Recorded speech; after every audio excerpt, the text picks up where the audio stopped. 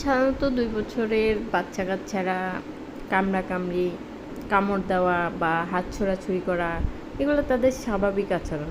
টডলারের স্বাভাবিক আচরণ ধরা হয়। ২ থেকে ৩ বছর, ৩.৫ বছর পর্যন্ত টডলার বলা হয়। এগুলা তাদের মধ্যে দেখা যায়।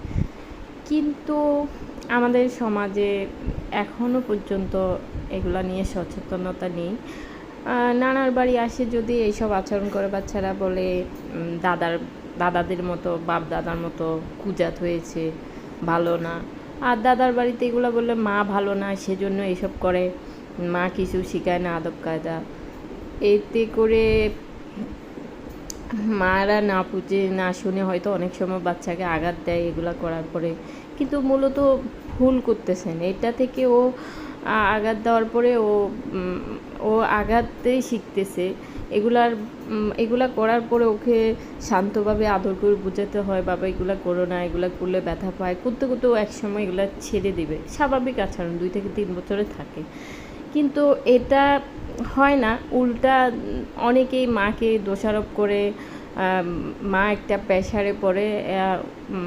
এই বয়সী মাদেরকে অনেকটা মানসিকভাবে বলা যায় টর্চারিংয়ে করা হয়।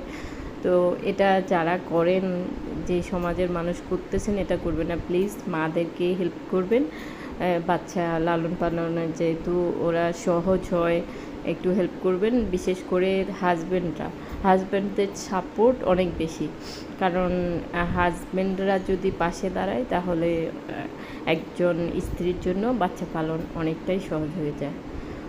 সো আর মারা ভুল করে কারো কথা শুনে বাচ্চাকে আঘাত দিবেন না, বলবেন না বেয়াদব হয়েছে এসে, এগুলো না বলে আদর করে শান্তভাবে বুঝাবেন।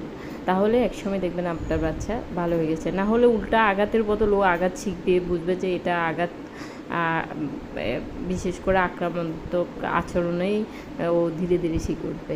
তো ভালো থাকবে, ধন্যবাদ।